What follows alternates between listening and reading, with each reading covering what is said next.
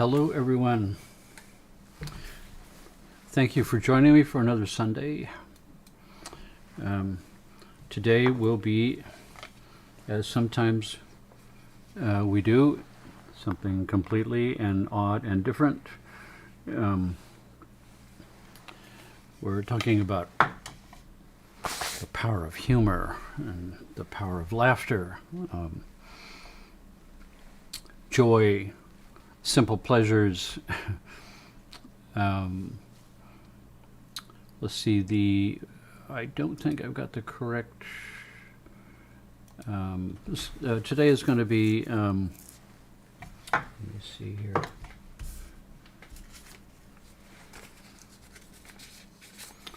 It's going to be, I'm sorry, I don't have the address this time, so it's going to be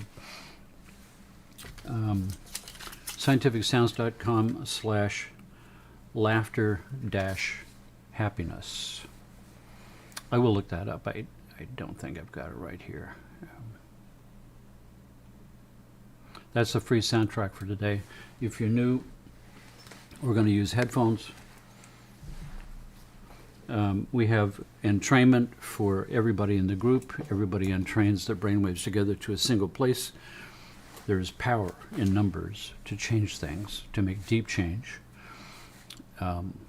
This is where you can go to ask questions or anything that I may have that's got to do with this workshop. I'm just looking here for a second to see if I can find that address. Give me a second.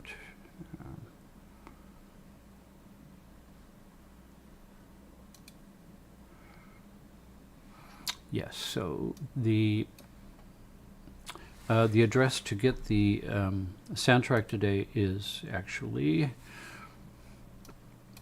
scientificsounds.com/laughter and happiness, and it's the and sign, so it's laughter and happiness. That's how that goes.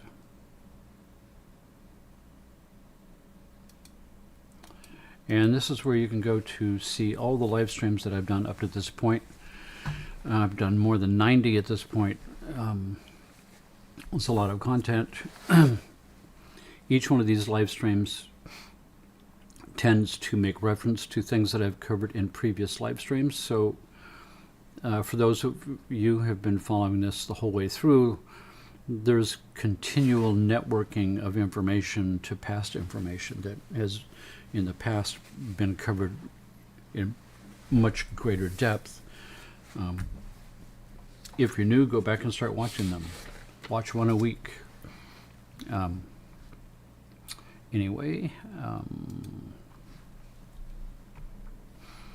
so once again, the power of joy and happiness and laughter. And besides that, I mean, what's the point? We're in this, hopefully, in all the endeavors that we try to do in our lives. You know, what I do for my work, what I try to spend my money on to make me happy. I go on a vacation. I buy things that please me. Mostly, what we're trying to do in our lives is to find ways for joy. Laughter is part of that. We basically want to be happy.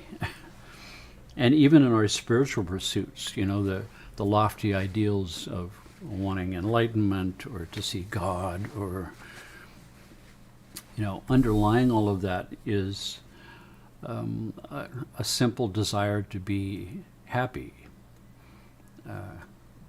to be fulfilled, to be at peace. That's really what we want. And we would like to see everyone around us to be happy and at peace, so that we live in a world of happiness and peace, happiness and joy. You know, so there's nothing more fun than being with people that you like or that you love, and having a good time and laughing a lot. Relationships, we know, that have a lot of laughter tend to hang together. Too serious for too long is not the best thing. At the core of everything is a belly laugh, is a punchline, you know. it's all a cosmic joke on us, you know. As I wrote in the introduction for this thing, you know, in the beginning was the word, but language hadn't been invented yet, so the joke's on you, you know. The concept of even looking at somebody who's smiling, or listening to a recording of somebody really laughing hard, is infectious. It starts to get to you. You start to laugh, you know. It's sort of like a yawn. If I start to yawn, then everybody else starts to yawn. And it's sort of like a yawn virus or a laugh virus, you know. When I was first getting into practice, my mentor, who owned the clinic, you know, he told me, collect a bunch of jokes. Collect a bunch of doctor jokes. Those are really good ones. Keep your patients laughing, because people in the waiting room would prefer to hear laughter from the back of your office rather than screams. It's a real practice builder to have screams coming out, but, you know. So I used to collect a whole bunch of jokes, and I'd keep people laughing. A banter going all the time. It's laugh therapy, actually. You know, so I had a bunch of doctor jokes like, well, Mrs. Jones, I'm afraid you're not quite as sick as we had hoped. Like, you know. So there's a tradition of laughter in the past. There's an esoteric tradition of laughter. For instance, in the Middle East, there's the holy men of the Middle East are called mullahs. The mullah is the one who goes up to the top of the tower and calls out the prayers at 5 o'clock in the morning. You know, they go out there 5 or 6 times a day and face the 4 directions and then do the call for prayer. And so there's a famous mullah that's always referred to in that part of the world, Mullah Nasser Eddin. And Mullah Nasser Eddin has all these like ridiculous stories that prove a cosmic truth. So one night, the wife of Mullah Nasser Eddin wakes up in the middle of the night, and he's not in the bed.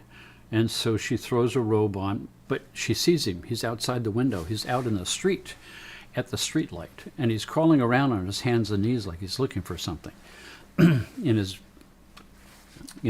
pajamas and his robe. And so she runs outside, and she says, "You son of a jackass, what are you doing out here in the middle of the night under the street lamp, crawling around on the street?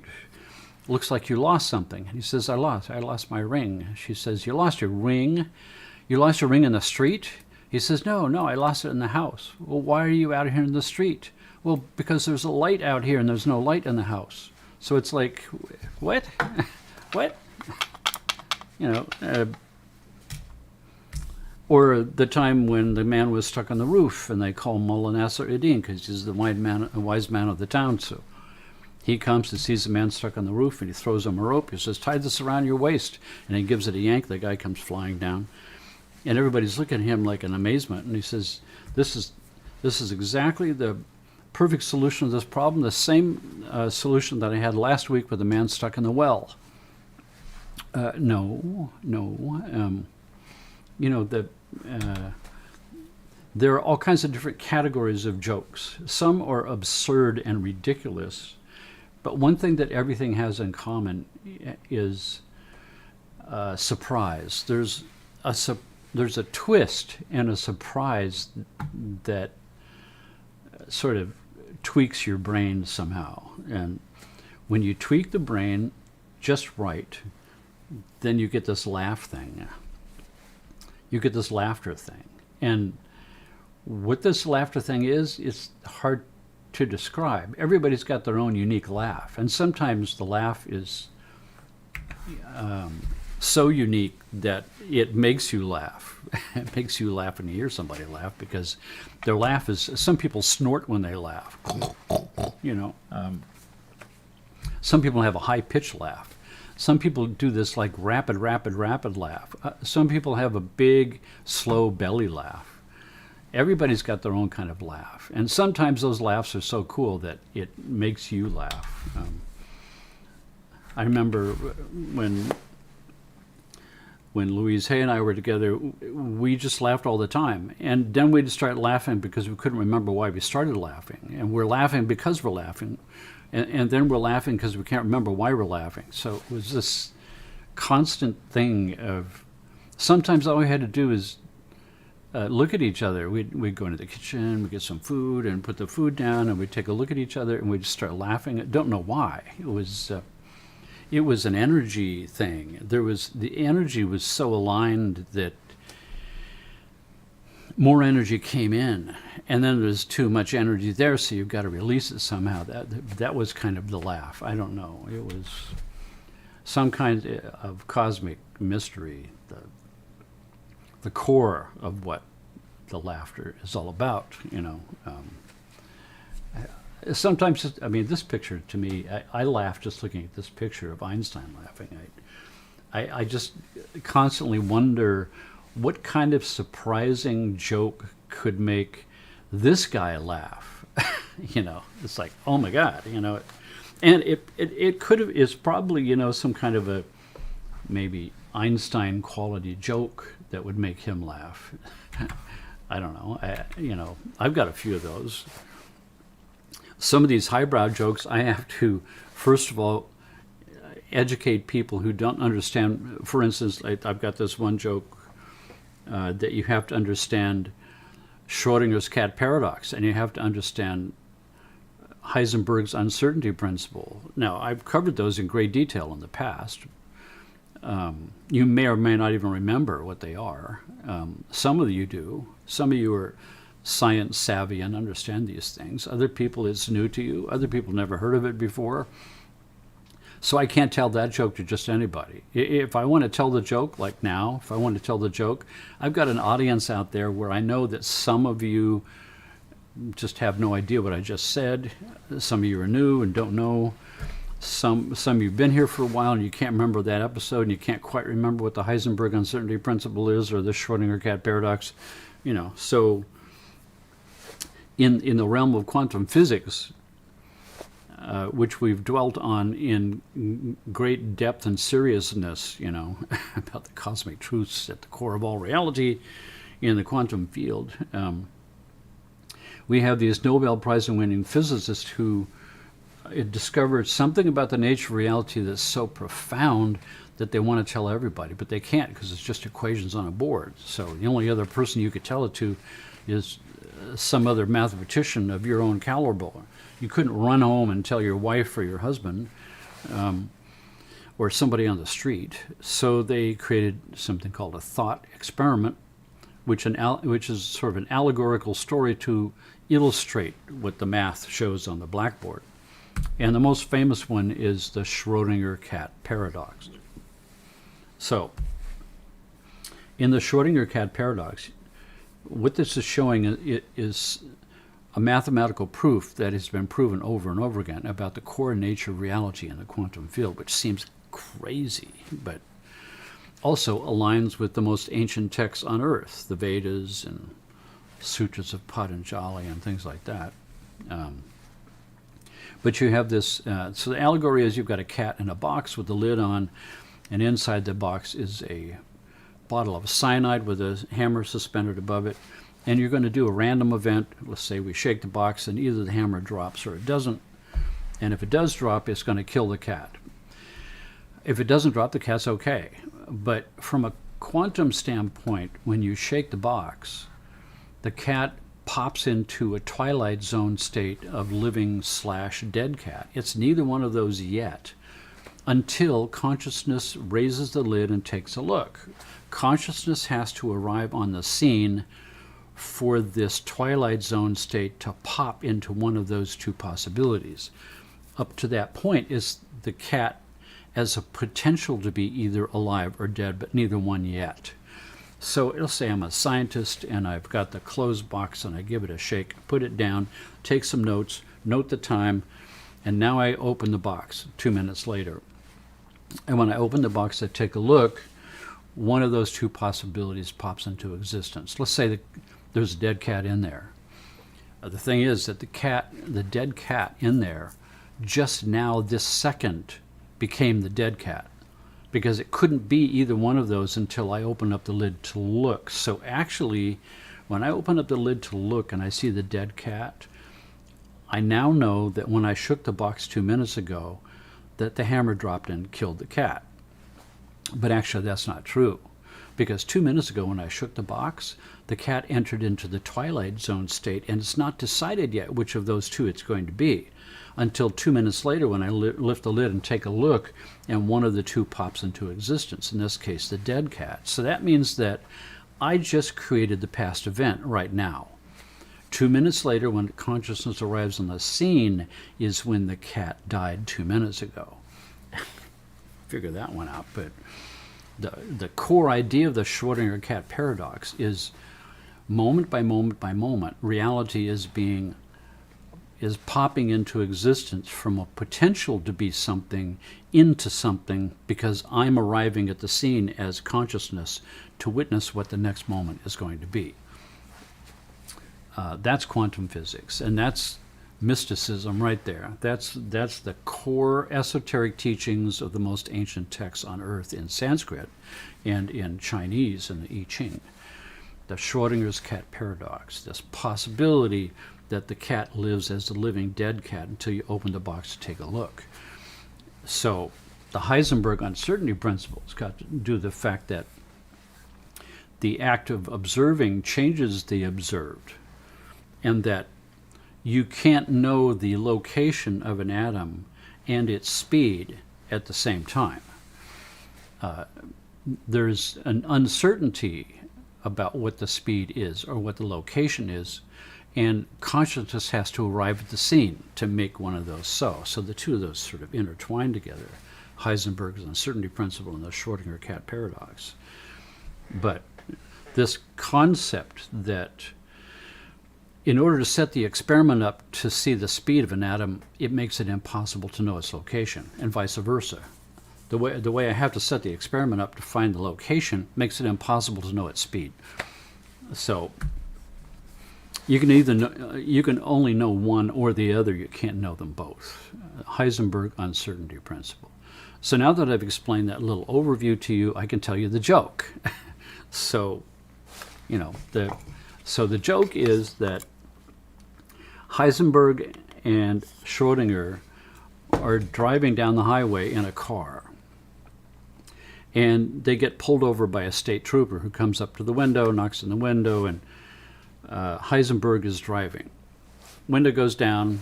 The cop says, "Hey, buddy, you got any idea how fast you were going?" And Heisenberg goes, "No, but I know where I am." And the cop goes, That's a weird answer. This is suspicious. I'm going to have to search your car." And he looks around in the back. He says, "Pop the trunk." So he pops the trunk. He goes back, lifts up the trunk, takes a look inside. He goes, "Hey, you guys have got a dead cat back here." And Schrödinger says, "Well, now we do." So, anyway, and more. I mean, so, so that's the kind of joke that would make this guy laugh, It's sort of a Mensa joke,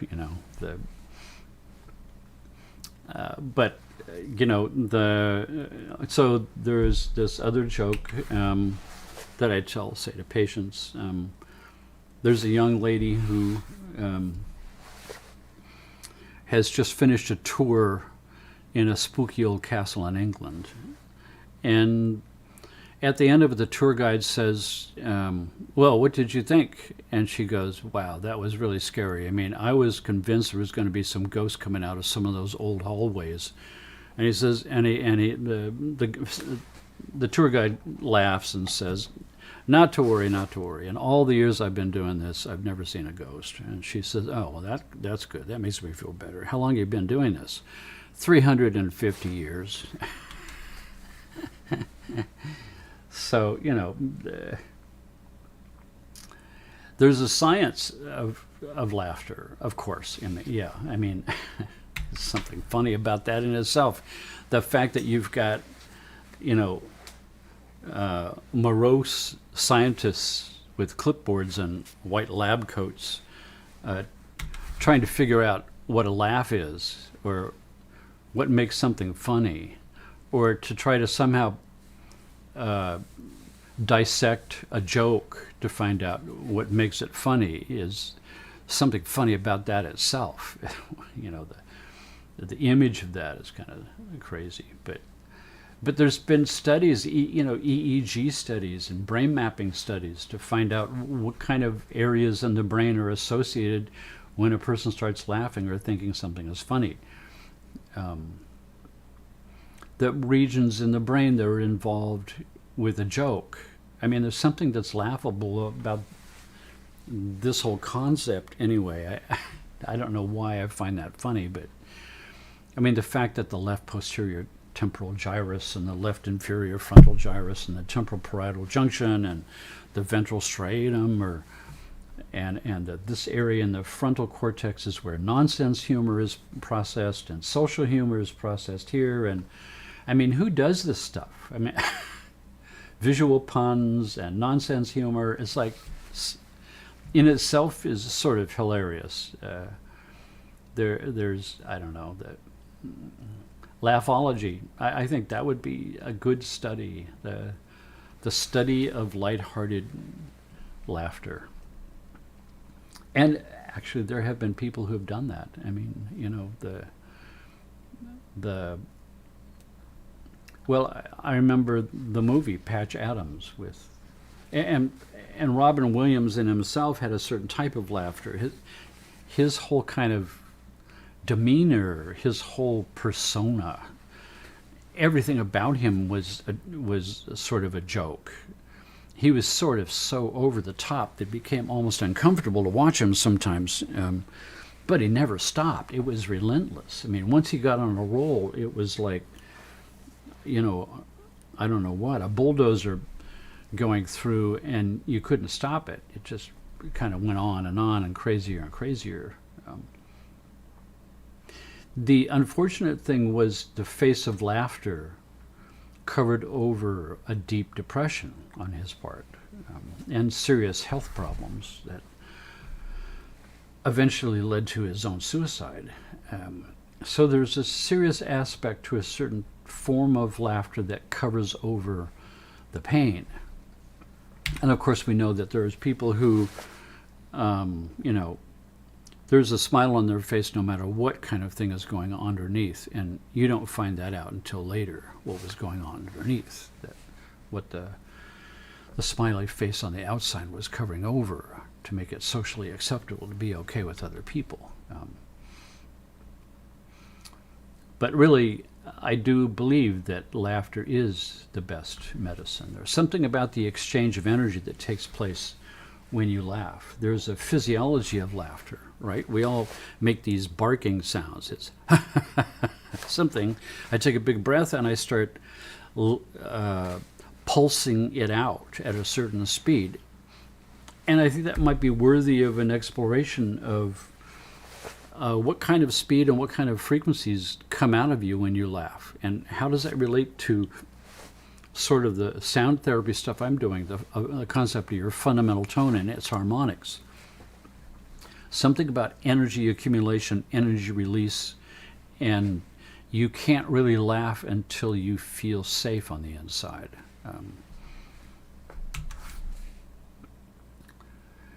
And then, of course, the movie Patch Adams, who was a real guy, who used laughter and zaniness in order to bring people out of themselves. And there was definitely a healing quality that took place there to overcome the morosis of somebody who's got cancer or something like that. The context that there was a real guy who actually did what this movie was about. A guy named Patch Adams. And of course, these two guys studied. Robin Williams spent days and weeks with Patch Adams to to figure out what the heck who he is, how he does his things, so he could be that character. But this is the real guy. There's a real person who is this way. I mean, if you were sick and you're in a hospital bed, I would want this guy in my life. I would want him to be in the room,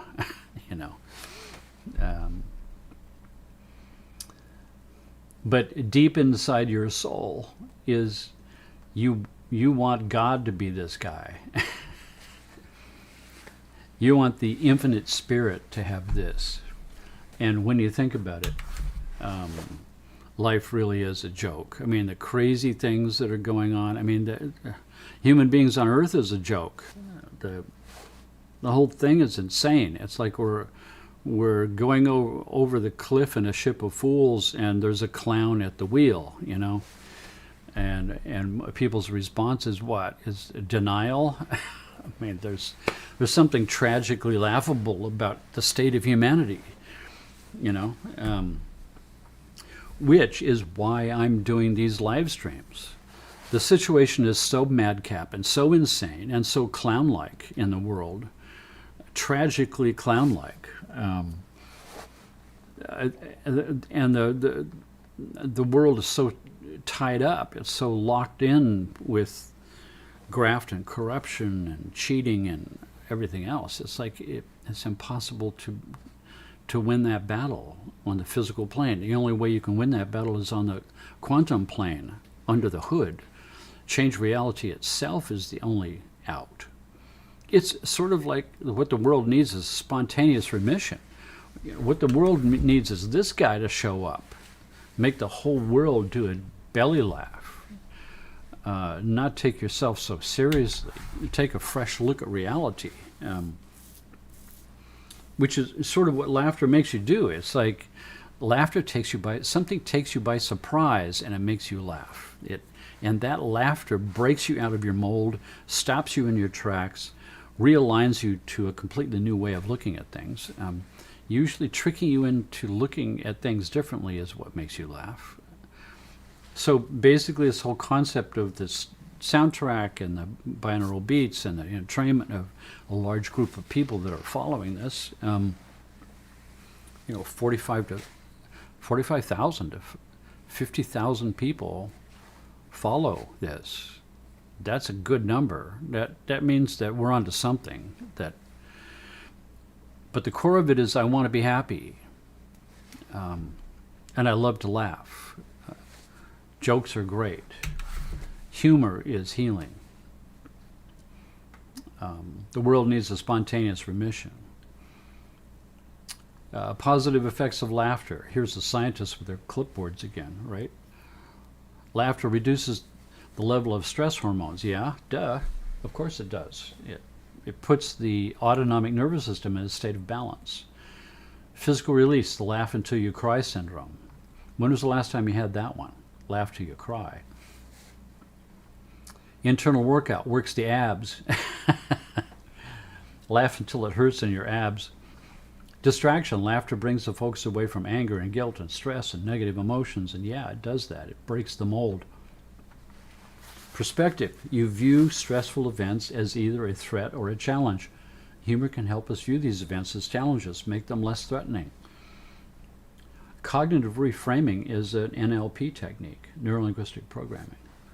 You reframe the situation, look at it from a different angle, a different perspective. Social benefits, laughter connects people, just like smiling or kindness. Laughter is contagious. If you take it as a task to smile at every single person you meet for one day, you'd be really surprised at what happens. You make a point to break through the indifference or the molds that people are wearing, or you go into a store and there's a person behind the cash counter and they're wearing a mask, like we talked about before. They're wearing an employee mask and you're the customer mask. Break through that. Be human being to human being. This person is a person, human being with the whole story, and they have this job. Break through their persona. Crack a joke. Do something to break through. See if you can break through and and create a crack in the persona and have the real person reveal themselves for a second. Unbelievable stuff happens when you do that. Whoever it is, whatever it is. You know, I always suggest doing that with a cop who's just stopped you for a ticket. Making them a human being and not a cop and not you a speeder.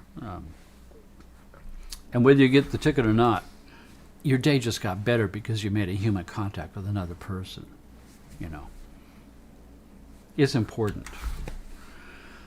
1 minute of anger weakens the immune system for 4 to 5 hours. 1 minute of laughter boosts the immune system for 24 hours.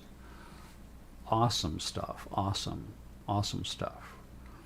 Simple laughter, exchanges of energy, exercising your abs, putting your autonomic nervous system in a state of non-stress. This is good stuff. Today at the bank, an old lady asked me to help check her balance, so I pushed her over. I mean, some of them are just ridiculous because here it is. You're not expecting this answer. It takes you by surprise. Something about that taking you by surprise because you read the sentence, you think you know what it's about to say, and when it tricks you with something that's completely different than that, something about that makes you laugh. What the heck is that? Why is that? How do you think the unthinkable? With an iceberg. I mean, absurd. You know, it's, I don't know. Your mother has been with us for 20 years, said John. Isn't it time she got a place of her own? My mother? Replied Helen. I thought she was your mother. I don't know. I mean, these are crazy and stupid, but that's the point. That's what it's all about. A grasshopper walks into a bar. The bartender looks at him and says, "Hey, they named a drink after you." "Really?" replies the grasshopper. "There's a drink named Stan?" I don't know.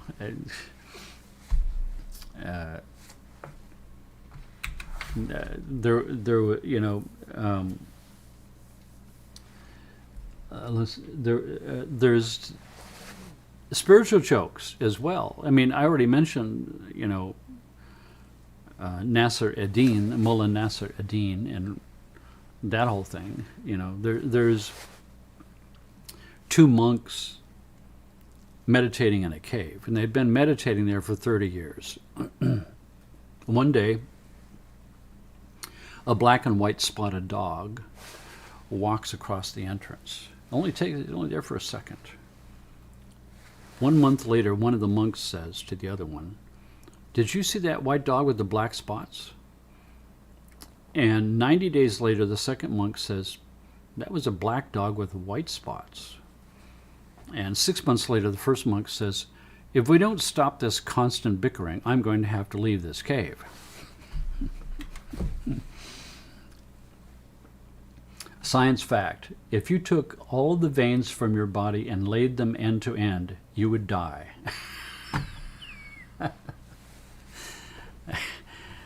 Absurdity. I started out with nothing and I still have most of it.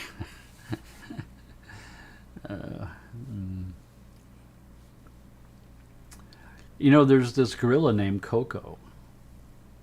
And Robin Williams spent a few hours with Coco. Coco was the only gorilla who had, I think, 400 words in sign language, so he communicated with people. Coco the gorilla met Robin Williams in 2001, and he made her smile for the first time in over 6 months. When Williams died in 2014, Coco overheard the news and signed the word for cry. Look at this. These guys got into a tickling match with each other. He tickled her and she tickled him. I mean, this flippin' gorilla is laughing here. This is interspecies communication. There's something primal about this. Just something mind-blowing. Wow. Look at this smile of this gorilla. Wow. Unbelievable. Something deeply healing. A man went to visit his doctor because his arm is hurting. Doc, my arm hurts bad. Can you check it out, please? The man pleads. The doctor rolls up the man's sleeve and suddenly hears the arm talk. Hello, doctor, says the arm. Could you lend me $20, please? I'm desperate. Aha, says the doctor. I see the problem. Your arm is broke. Oh, my God. When I was in chiropractic school, the teacher who taught myology, study of all the muscles, every class he would tell a joke, and his jokes were the worst jokes ever. I mean, everybody would throw papers at this guy and boo and groan, you know. But one time he did have a joke that actually made the class laugh, and everybody stood up and gave this guy a standing ovation because he finally told a joke that was funny. But this was a specialty kind of joke that doctors would get because it's steeped in anatomy and physiology terms, you know. So it takes place in a morgue where the bodies are laying on, you know, stainless steel wheeled tables with sheets over them. And the guy is working the graveyard shift, and this new body comes wheeling in, and there's this giant, with you know the sheet over him, and it looks like there's this big protrusion, like there's a giant erection or something, and the guy looks at this and he pulls the sheet back, and it's not an erection, it's a gherkin pickle that is protruding out of his anal sphincter. And the guy goes, what the heck is this? So he pulls the pickle out, and out of the anal sphincter comes this song. Well, hello, Dolly. Oh, he sticks the pickle back in. He goes, I don't know, what the heck is this? He pulls the gherkin out of the anal sphincter again, and it goes, hello, Dolly. And he sticks it back in. He goes, oh my God. He calls up his boss. It's like 3 o'clock in the morning. The boss, you know, is wakened up and he's on the phone. He's going, this better be good, Johnson. And the guy says, you're not going to believe it. He goes, there's a gherkin pickle that is protruding from the anal sphincter of this cadaver. And when you pull the pickle out, the pickle out, there it sings "Hello, Dolly," and his boss is there going, Johnson, let me get this straight. You called me up at 3 o'clock in the morning because some asshole is singing "Hello, Dolly"?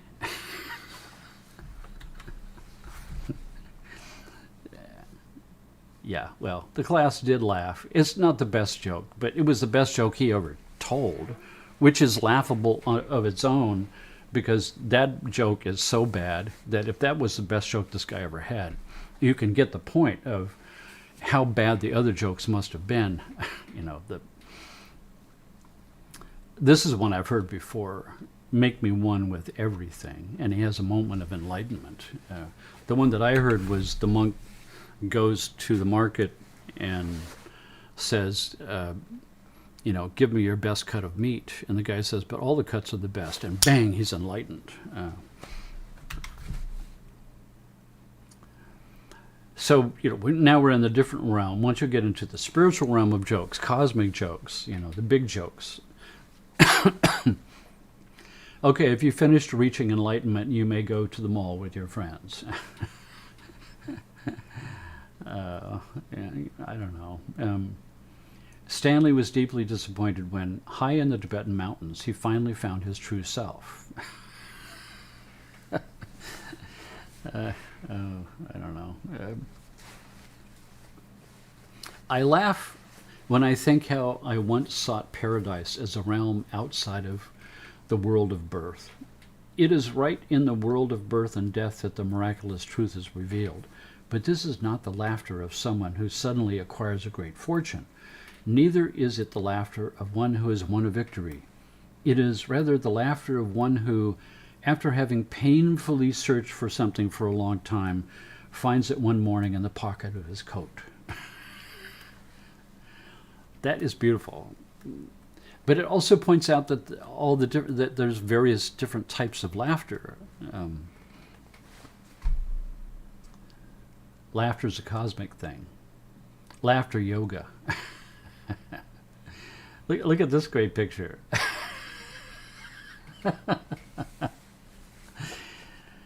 It, to me, is what the true sign of enlightenment looks like. Is this? It's breaking the molds of what you think it's a holy person is supposed to be like. When they break that mold, you realize that this laughter moment is really, really what it's all about. There's something about this picture that does it for me spiritually. I have lived with several Zen masters, all of them cats. I guess only a cat owner could really understand this. You know, they say that when a dog jumps up on your bed, it's because he loves you. When a cat jumps up on your bed, it's because they love the bed.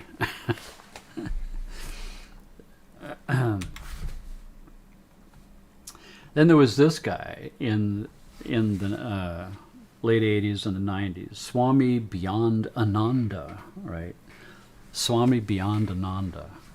And his famous joke was,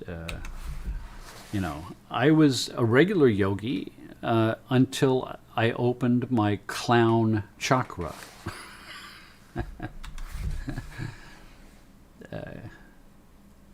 The clown chakra is the one that needs to be open for many people that I know.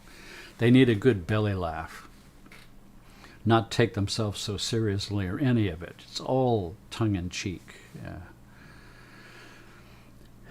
We need to find this part in ourselves, the part of true wonder, the part of laughter from pure joy of discovery of the nature of reality that is new every moment. Every moment it's different. Every moment it sideswipes you from the side. Every moment is the joy of wonder. That's the part of me that I'm searching for.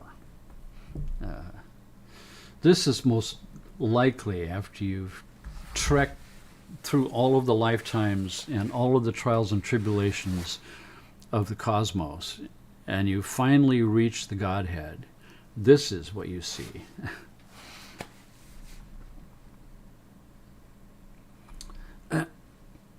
Joy, happiness, contentment, peace, serenity, wonder, the core. In one of my live streams, I covered the little Zen book, Zen Flesh, Zen Bones. This guy, this one here. I did a whole live stream on this. Go look for it if you haven't seen it. It's a beautiful live stream. This book is a series of little Zen stories. And you can open it up to any place, and there's some little pithy Zen story that in themselves, some of them, they all have a twist that sort of makes you chuckle a little bit. It's not a belly laugh, but for instance, this one right here, number 76, The Stone Mind. Hogan, a Chinese Zen master, lived alone in a small temple in the country. One day, 4 traveling monks appeared and asked if they might make a fire in his yard to warm themselves. While they were building the fire, Hogan heard them arguing about subjectivity and objectivity. He joined them and he said, "There is a big stone. Do you consider it to be inside or outside your mind?" One of the monks replied, "From the Buddhist viewpoint, everything is an objectification of mind, so I would say that the stone is inside my mind." "Your head must be very heavy indeed," observed Hogan, "if you are carrying around a stone like that in your mind." There was another tale of a yogi that was living on a little island in the middle of a river. And all day long, every day, he meditated and did the sacred chants that were supposed to make you enlightened to the point where you could walk on water. Every day he would step out and step onto the water and sink, of course, and go back and start chanting again. He'd been there for years. And one day, another monk from the temple was rowing down the river and was listening to this song that he was singing and realizing, oh my God, the poor guy. No wonder he can't walk on water. He's singing the wrong song. He's singing that song incorrectly. So he rode over and he set the guy straight and he showed him how to sing the song correctly. And the guy was prostrating himself. Oh, thank you for saving my life.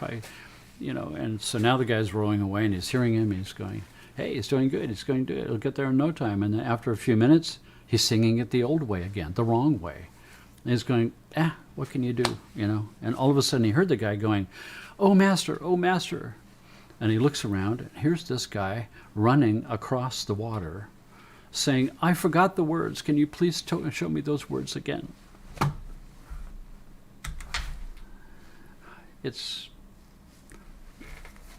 So in the final part of this little book, in the back part of this book is the 10 bulls. And that's what I did the live stream on, is the 10 bulls.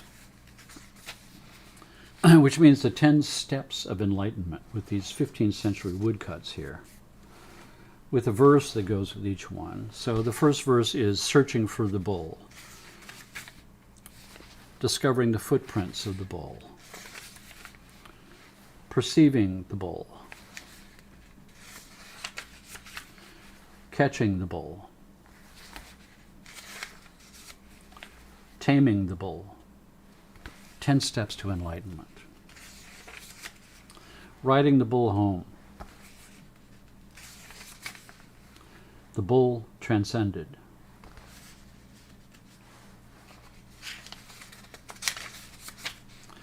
both bull and self transcended. Number 9, reaching the source. And number 10, the 10th step, is this one. And when you look at this picture here, the reason it brought it to mind is this picture here. This picture right here. The joyous Buddha back in the world. The 10th step of enlightenment is back in the world. And the verse is beautiful. Number 10, in the world, barefooted and naked of breast, I mingle with the people of the world. My clothes are ragged and dust-laden, and I am ever blissful. I use no magic to extend my life. Now, before me, the dead trees become alive. And in the comment section underneath, inside my gate 1,000 sages do not know me. The beauty of my garden is invisible. Why should one search for the footprints of the patriarchs? I go to the marketplace with my wine bottle and return home with my staff. I visit the wine shop and the market, and everyone I look upon becomes enlightened and becomes filled with joy, because from that standpoint of enlightenment, you exude a peace and serenity and happiness, moment by moment, the happiness and joy and belly laugh from finding yourself in the position of having a body in the biggest game in the universe and being alive. Counting your blessings brings you to this place. The people you know, the people you love, the people who love you back. You've got a roof, you've got a house, it's heated. You've got food. You have a way of making a living. You're better off than most of the people in the world. There are people in the world who pray to God for what you have. Wake up to the fact that you're blessed and immerse yourself in the joy of it. It's a sacred thing. It doesn't get deeper than that. So, with that said, the concept of the universe always dealing you from the bottom of the deck or the middle of the deck with a surprise wild card that makes you laugh, that surprises you, that brings back out of you the wonder of the mind-blowing amazingness of being alive in this world and the things that go on and the story that you're moving through and the people that you know and the magic amazingness of all of it is the greatest blessing there can be. Laughter, it has to be something that's new, that catches you by surprise. The absurdity of something is what makes you laugh. The unexpected is what makes you laugh. It's like the jazz of the soul. Jazz is ad-libbing music. People in a jazz group are not playing a piece of music they've played before. They're playing a version of it, but this version is being made up on the moment, in the moment. This idea of jazz is amazing. The fact that you release something and allow the joy of music to flow through you, and you don't know what your fingers are going to do next or where it's going to go. You're following the melody as it comes out of you. That's jazz. There's something beautiful and amazing about jazz, about this concept of allowing it to come out of you in the moment. It's not pre-rehearsed. It's not a song that you learned and you're now playing it. It's something brand new that's coming for you right now, this minute. The joy of jazz. And the joy of the jazz of life is when you can release yourself to be here in this moment and revel in the joy of the jazz of the next moment from now that you don't know what it's going to be. The deeper you get into that, the more that moment by moment, the whole world is a wonder and a surprise and a belly laugh. That's what we strive for, the joy and the balance and the peace and the laughter of good company. So, to all of you who are in good company here with each other, thank you for being here as part of my experience. The jazz of my life. You add spice to my life, so thank you all for very, very much for being part of it. Meantime, headphones. And let's enter into a soundtrack that celebrates the jazz of life itself. So here we go.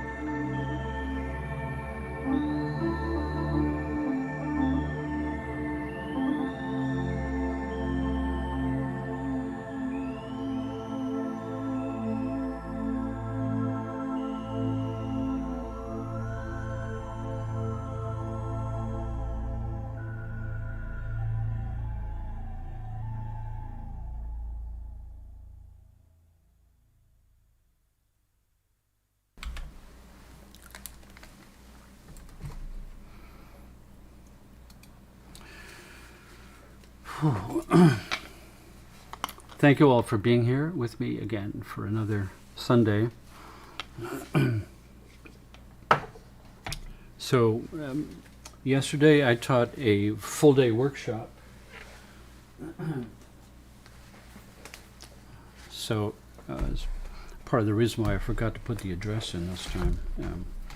And next weekend, January 22nd, begins my 3-week biotuning practitioners training workshop. So that means that for next weekend, Saturday and Sunday, I'm teaching a workshop. So this Sunday broadcast will be moved to Monday. That makes it next weekend, Monday, January 24th. The live stream will be on the Monday at 12:30. The following weekend, January 29th and 30th, I'm also teaching the next stage of that workshop. And so that Sunday broadcast will also be moved to the Monday, January 31st at 12:30. And the following weekend is the last day of that workshop on Saturday, but Sunday is not involved. So we're back to Sunday on that third weekend. And the date of that is February 6th, Sunday at 12:30. We'll be back to normal.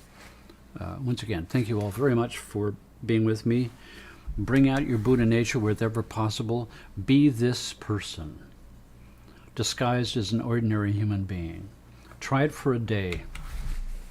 Every place you go, everyone you meet, treat them with joy and laughter and a joke. Make their life better somehow. Allow the person to cut in line. Let the other car get through. Do whatever's necessary to change someone's life, to break their mold, to give them the unexpected, know what they're thinking. They think you're a customer, don't be a customer, be a human being. And force them to be a human being too, with a joke or something. Do it all day. Everything you do for one day is this, disguised as an ordinary human. You become Buddha in disguise every place you go to change people's lives. Give it a try. It's addictive. Everything changes. Your feeling, your sensation, your energy space is transformed. Giving to other people, give them the break, give them whatever. Give it a shot. Thank you all very much for being here, and I'll see you next Monday.